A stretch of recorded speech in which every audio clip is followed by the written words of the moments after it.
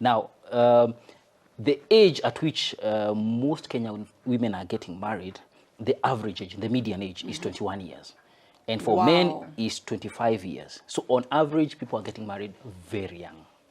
Wow, that's Very interesting. young. Yes. Considering Mahali tunaenda. where we are going, Yeah. Considering the age Yes. you and I got married, by Yes. now, then we should be grandparents. If we got married at the age at which most people are now getting married at. Actually, at the time at which we got married, we got married very late. I was 28, you were? 36. We just let out the cat out of the bag. You can calculate our age. I was 28, he was 36. That's an 8-year gap. And I think it works very well for us. Still, it does work at the time. Yeah. And you can get married at any age. There is no pressure. Yes. Yes. I remember at the time at which we were getting married, we were a little bit more, it was more of a traditional society, not like today.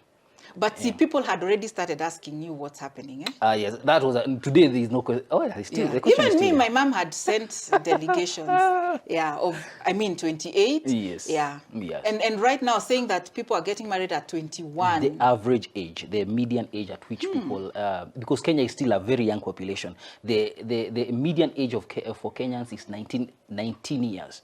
We are a very young population. So be sure that marriage is going to be a major role in the future. Marriage and family are major roles because most of Kenyans are young people. So there again goes the gap. There is a need to educate on marriage and family. Because really at 21-year-old, what do they know? I was in college. That's the question.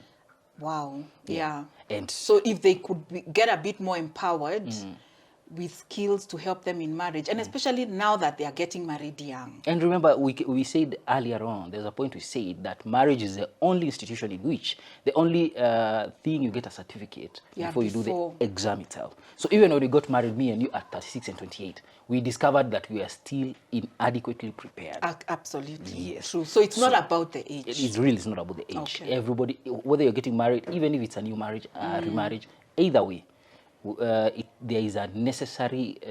is necessary for you to undertake counseling.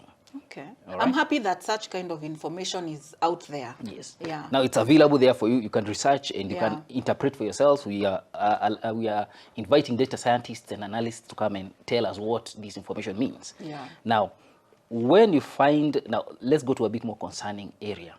It impacts on marriage itself. That between the ages of the research, people, men and women between the ages of 25 to 49, the first age of intercourse, and on average is 15 in Kenya. People have their first sexual encounter at 15. That's the average age. And that's just a research, because I think there are researchers that probably, or maybe people working with gender-based violence will say the age is lower, especially because of the abuse. Now, when you look at the abuse side, but generally it's about so 15 for just for us to understand much more easier. And 15% of women report that. 20%, the higher 20% of men report that they had sexual encounter earlier. Well, this was expected, being a more patriarchal society, that men would have sexual intercourse earlier. But either way, it impacts on the quality of marriage you're going to have. Okay. Yes. Okay. I think that's something we can come back to. Yes. Discussing how having sexual intercourse experiences earlier in life can now later come to affect your marriage life. And when we consider as a society, virginity is getting out of fashion. Yeah. Yeah. But you can be sure there are people who are under pressure, peer pressure, to maintain their purity. Hot potato, quite. Like our pastors like to put it. Now, the sixth key finding is that this one also concerning separation and divorce is that... and that's why we are doing this program. Definitely. 11% of women reported themselves, they were reporting as separated or widowed or divorced. Okay. All right, 11% of women. But among men, the number is much lower, 5%.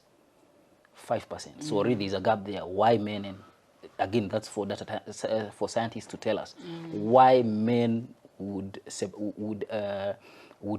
report themselves as separated at there are fewer. Fewer men are reporting than the ladies. Maybe it could be a reason that women are also getting more empowered, and therefore the desire, the option for separation and divorce is there. But I think it's not a question of being empowered. It is the fact that divorce, separation is easily accessible. Okay. Just 10 years ago, you remember, just 20 years ago, anybody who was separated or divorced walked under a stigma. Yeah. It was a stigma that you were a person who could not keep your marriage. Today, that stigma is continually just fading away, so that you can enter a marriage today, and within no time, you can walk out of it. It's an option for very many people. Okay. And I think this is one of the reasons we have to keep remembering that when you do not place separation and divorce as part on the table in your marriage, you are simply guarding your marriage. You are making sure that you will never get to that point where you'll be tempted to have it as an option.